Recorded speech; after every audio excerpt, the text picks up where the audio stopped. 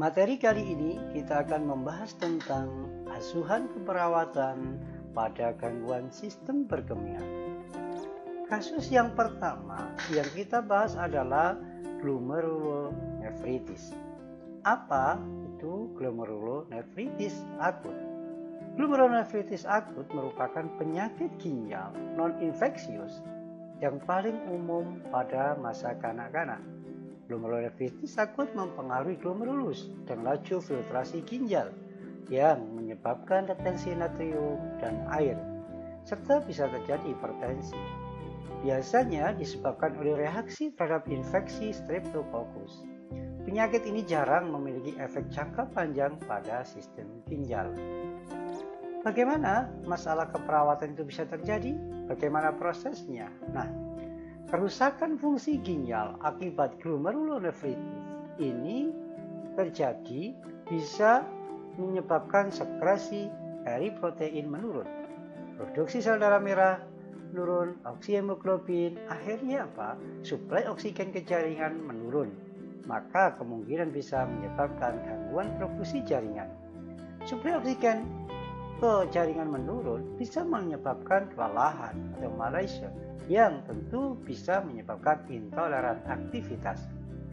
Nah, kerusakan fungsi ginjal ketika dia mengalami glomerulus ini bisa menyebabkan fungsi glomerulus yang menurun.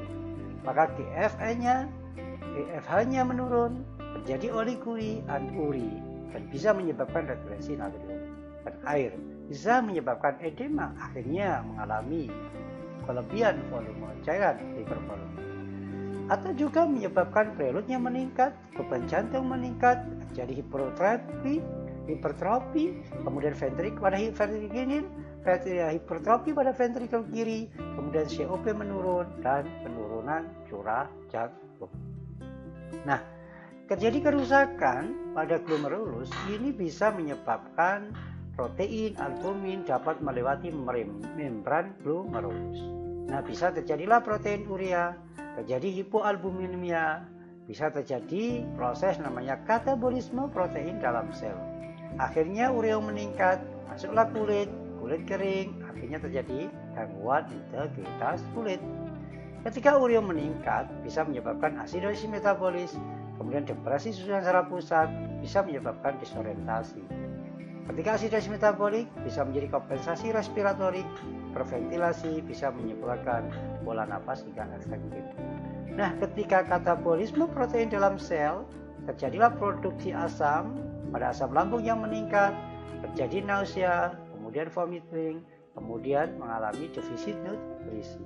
Ketika produksi asam, iritasi lambung, terjadi gastritis, perdarahan, tentunya bisa menyebabkan hematosis melena. Nah, kemudian dari katabolisme protein dalam sel juga bisa menyebabkan tekanan onkotik plasma. Ya, tentu akan mempengaruhi terjadilah transudasi cairan ke dalam interstisial. Jadi hipovolumi kapiler, viskositas, ADH, bisa mengaruhi aldosteron, terjadilah retensi natrium air, bisa edema dan kelebihan volume cairan. Nah, ketika juga kerusakan ginjal, fungsi ginjal, bisa menyebabkan zat urea nitrogen, kreatinnya meningkat, produksi sampah atau di aliran darah, terjadilah di alam gastrointestinal, bisa mual, bisa muntah, resiko defisit nutrisi bisa terjadi. Ketika terjadi pruritus, lesi pada kulit, maka integritas kulit terganggu. Selanjutnya adalah pengkajian yang sering ditemukan pada kasus glomerulonefritis. Apa saja pengkajian yang didapatkan? Hematuri, urin berwarna merah dan kecoklatan. Protein urin, protein dalam urin. Oliguri, keluaran urin berkurang, nyeri panggung, edema. Ini cenderung lebih nyata pada waktu pagi hari, kemudian menyebar ke abdomen dan ekstremitas pada siang hari. Suhu badan umumnya tidak seberapa tinggi, tetapi dapat terjadi tinggi sekali pada hari pertama. Hipertensi kurang lebih pada 60-70% pada anak. Kemudian dapat timbul gejala gastrointestinal seperti mual, tidak nafsu makan, diare. Bisa terjadi enselopati, hipertensi. Dapat timbul sakit kepala, kejang, dan kesadaran menurun. Kemudian fatigue, kelelahan atau keletihan. hari. Nah, diagnosa keperawatan yang sering terjadi antara lain adalah gangguan perfusi jaringan, peningkatan volume cairan, hipervolumi, defisit nutrisi, intoleran aktivitas, dan gangguan integritas kulit. Intervensi keperawatannya adalah untuk mengatasi masalah diagnosa keperawatan. Nah, jika diagnosanya terjadi gangguan perfusi jaringan, yang Anda perlu lakukan adalah monitor catat tekanan darah setiap 1-2 jam per hari selama fase akut. Jaga kebersihan jalan nafas, siapkan suction, atur pemberian antihipertensi, itu kolaborasi dengan dokter. Monitor status volume cairan 1-2 jam. Monitor urin outputnya kurang lebih 1-2 ml per kilogram berat badan per jam. Kaji status neurologisnya, tingkat kesadarannya, refleksnya, pupilnya, dan setiap berapa jam. Atur pemberian cairan diuretik seperti lasif, tentu sesuai dengan order dari dokter. Nah, jika terjadi hipervolumi atau peningkatan volume cairan, maka intervensi keperawatannya antara lain adalah bisa dilakukan timbang badan tiap hari, monitor output cairannya, kaji adanya edema, ukur lingkar perutnya setiap 8 jam. Untuk anak-anak, cek adanya pembengkakan pada skrotum. Monitor reaksi klien terhadap terapi diuretik, terutama bisa menggunakan furosemid. Monitor dan cara cairan intake, kaji warna, konsistensi, berat jenis urin. Monitor hasil tes laboratorium. Jika terjadi defisit nutrisi, maka sediakan makanan dan karbohidrat yang tinggi. Sajikan makanan sedikit tapi sering, termasuk makanan kesukaan klien, tapi batasi makanan sodium dan protein, tentu sesuai dengan anjuran atau kolaborasi dengan ahli gizi maupun dokter. Selanjutnya adalah kasus benigna prostat hiperplasi. Benigna prostat hiperplasi atau BPH adalah pembesaran jinak kelenjar prostat yang disebabkan karena hiperplasi beberapa atau semua komponen prostat, yang meliputi jaringan kelenjar, jaringan fibromuskuler yang menyebabkan penyumbatan uretra, pars prostatika. BPH juga diartikan pembesaran progresif dan kelenjar prostat secara umum pada pria lebih dari 50 tahun, yang menyebabkan berbagai derajat obstruksi uretra dan pembatasan aliran urinarius. Nah, masalah keperawatan yang kemungkinan terjadi, bagaimana proses terjadinya? Nah, ketika terjadi BPH, apa yang terjadi? Ada dua kondisi, pada saat preoperasi atau pada saat post-operasi. Ketika pada saat preoperasi, maka terjadilah kompresi uretra. Terjadi kompresi uretra akan menekan terjadilah kerusakan mukosa urogenital. Tentu akan mempengaruhi penurunan pertahanan tubuh yang tentu mempengaruhi risiko infeksi. Akan terjadi penekanan serabut-serabut saraf, tentunya akan mengalami nyeri, bisa saja menyebabkan intoleran aktivitas yang terjadi di sini. Terjadi kompresi uretra bisa meningkatkan resistensi leher pada vesika urinaria. Nah, terjadi peningkatan ketebalan otot destruktor, fase kompensasinya begitu, kemudian terbentuknya sakula atau trabekula, terjadilah kelemahan otot destruktor, menurunkan kemampuan pada fungsi vesika urinaria, terjadi refleks urin, bisa terjadi hidronefritis atau bisa terjadi residu urin yang berlebihan, maka mengalami masalah gangguan eliminasi. Nah, jika kondisi BPH atau benigna prostat hiperplasi itu post operasi, ya tentu terkait dengan masalah operasi. Jika operasinya prostatektomi, dia dipasang oleh Foley kateter, maka obstruksi oleh jendolan darah pada post operasi bisa menyebabkan gangguan eliminasi. Ketika prostatektomi terjadi trauma bekas insisi, maka resiko bisa terjadi injuri atau juga menurunkan pertahanan tubuh atau bisa menyebabkan nyeri. Selanjutnya adalah pengkajian apa yang sering terjadi yang perlu didapat pada kasus benigna prostat hiperplasi. Ada dua kategori. Jika gejalanya obstruktif, maka yang perlu dikaji adalah hesitansi, memulai kencing yang lama dan sering disertai dengan mengejak, yang disebabkan oleh karena autodestruktornya. Boleh memerlukan waktu beberapa lama meningkatkan tekanan intravesikal guna mengatasi adanya tekanan dalam uretra prostatika. Kemudian perlu yang dikaji adalah intermitensinya, terputus-putusnya aliran kencing yang disebabkan karena ketidakmampuan autodestruktor dalam mempertahankan tekanan intravesika sampai akhirnya dia fiksi. Kemudian yang perlu dilihat adalah harus mengedan atau draining. Pancarannya lemah.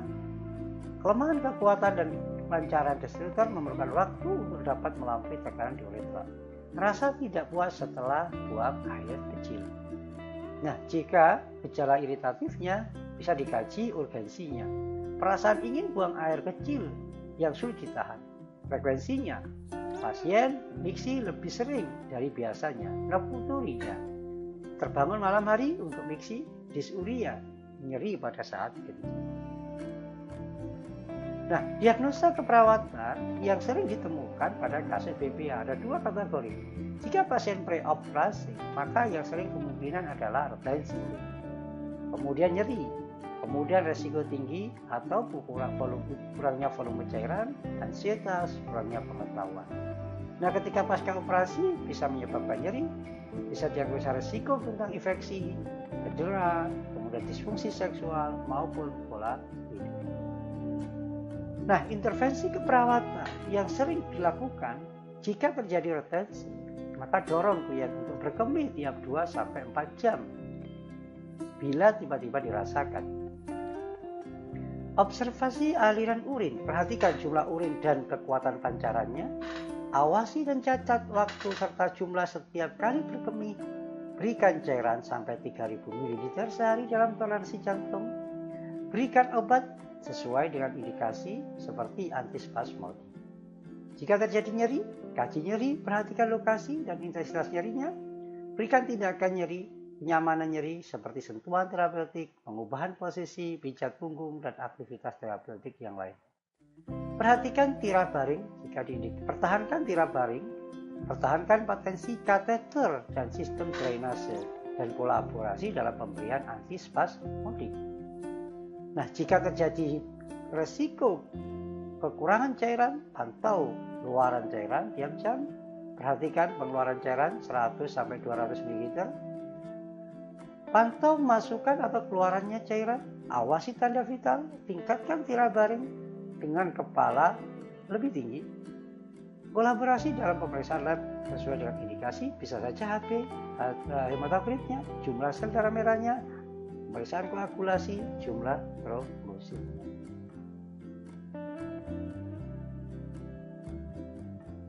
Kasus selanjutnya adalah batu saluran kemih.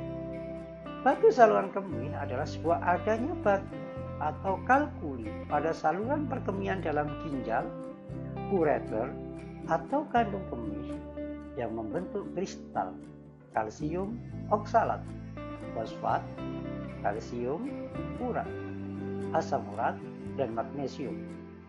Batu dapat menyebabkan obstruksi, infeksi, atau edema pada saluran perkemihan.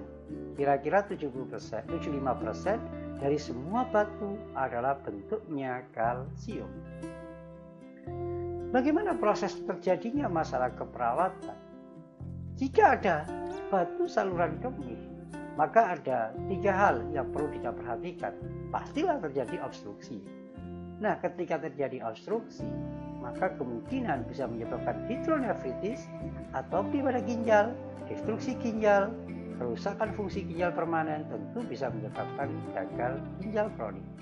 Nah, ketika ada obstruksi, masalah keperawatan, nyeri saluran kencingnya, nyeri pada pinggang, retensi urin, bisa menyebabkan nyeri akut, risiko infeksi.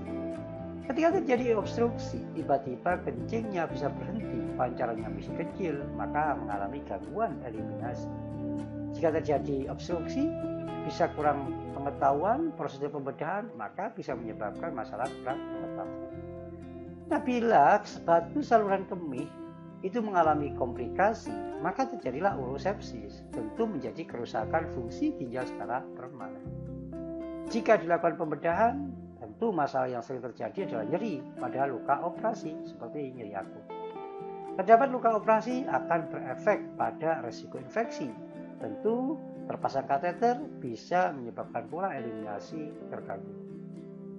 Pembedahan bisa menyebabkan kelemahan, pasien tambah pucat, pusing, bisa menyebabkan intoleran aktivitas. Kemudian pasien tentu akan sering bertanya terkait dengan prosedur dan masalah-masalah yang sering ditemukan pada pembedahan. Tentu akan mengalami kurang pengetahuan, bisa menyebabkan ansietas. Nah, diagnosa apa yang sering terjadi pada batu saluran kemih? Biasanya adalah nyeri, gangguan eliminasi urin, dan resiko atau kekurangan volume cairan. Jika terjadi nyeri, maka tindakannya adalah catat lokasi, lamanya intensitas, penyebaran, tanda-tanda non-verbal dari nyeri. Jelaskan penyebab nyeri, perubahan karakteristik nyerinya, berikan tindakan nyaman, pijatin punggungnya, ciptakan lingkungan yang tenang, bantu atau dorong penggunaan nafas, bantu dengan ambulasi sesering mungkin. Tentu meningkatkan asupan cairan 3 sampai 4 liter per hari atau sampai sesuai dengan indikasi. Perhatikan keluhan peningkatan atau menetapnya nyeri abdomen. Berikan kompres hangat pada punggung, berikan obat sesuai dengan indikasi, bisa saja kortikosteroid, antispasmodik atau narkotik. Pertahankan patensi kateter bila diperlukan. Jika terjadi masalah eliminasi urin, maka awasi pemasukan, pengeluaran serta karakteristik dari urin. Tentukan pola berkemih secara normal. Dorong meningkatkan pemasukan cairan. Catat adanya pengeluaran dalam urin, observasi keluhan kandung kemih, palpasi dan perhatikan outputnya, observasi perubahan mentalnya, perilakunya, hingga kesadarannya, monitor tentang laboratoriumnya, berat urean nitrogennya, ambil urin untuk kultur, berikan obat sesuai dengan program, ya tentu kolaborasi dengan dokter, pertahankan patensi kateternya, irigasi dengan asam atau larutan alkali. Kasus selanjutnya adalah gagal ginjal. Gagal ginjal yang dibahas ini adalah gagal ginjal kronik, merupakan kegagalan fungsi ginjal atau unit nefron yang berlangsung perlahan-lahan karena penyebab yang berlangsung lama dan menetap yang mengakibatkan penumpukan sisa metabolik toksik uremik sehingga ginjal dapat memenuhi kebutuhan biasanya menimbulkan gejala sakit. Nah, bagaimana proses terjadi masalah keperawatan pada gagal ginjal? Ketika gagal ginjal, apa yang terjadi di dalam tubuh?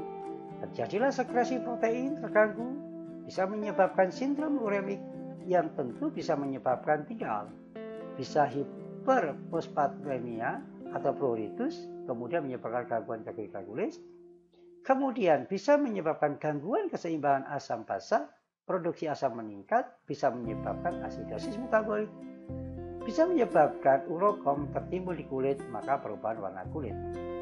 Nah, jika terjadi retensi natrium, maka terjadilah peningkatan pada cairan ekstraselnya, tekanan kapilernya meningkat, volume interstisialnya meningkat, terjadilah edema, bisa saja mengalami hipervolume. Kemudian bisa menyebabkan sekresi eritropoietinnya menurun, akan terjadi produksi HB menurun. Kemudian suplai oksigen ke jaringan juga menurun, bisa menyebabkan gangguan perfusi jaringan. Selanjutnya adalah pengkajian keperawatan apa yang sering terjadi. Pengkajian yang sering terjadi pada gagal ginjal adalah poliuri, ditemukan poliuri. Terjadi osmotik diuretik sehingga terjadi dehidrasi, keliban cairan dengan natrium, retensi air dan natrium, mual, muntah karena hipokalemia, anoreksia, anemia. Ya tentu kulit bisa berwarna pucat, gatal-gatal dengan psoriasi, ekimosis, urea frost, bekas garukan karena gatal. Pada ketika berat mengalami hipertensi, nyeri dada dan sesak napas, gangguan irama jantung dan edema. Nah, diagnosa keperawatan yang sering ditemukan antara lain adalah gangguan keseimbangan cairan dan elektrolit atau hipervolemi atau hipovolemi bisa. Hipervolemi tadi gangguan keseimbangan cairan elektrolit. Nah, gangguan rasa nyaman berhubungan dengan inisiasi mungkin nyeri, ketidaknyamanan waktu tidur, gangguan pola tidur, ini bisa menyebabkan. Intervensi keperawatan apa yang bisa dilakukan jika mengalami masalah cairan dan elektrolit? Tentu pasien dan keluarga harus paham tentang penyakit ini. Pasien dan keluarga kooperatif dengan tindakan yang diberikan, ini kriterianya. Maka caranya, intervensinya adalah bagaimana mengobservasi tanda klinis, mengobservasi tanda shock, mengobservasi keluaran urin, membatasi cairan, garam, kalium per oral, makan dan minum, memberikan biofarmasi yang sesuai dengan prosedur perawatan dan tindakan yang diberikan, jelaskan pembatasan makan yang diberikan, kolaborasi dengan dokter dalam pemberian diet dan terapi farmakologi. Demikian materi kali ini, sampai ketemu dengan materi berikutnya.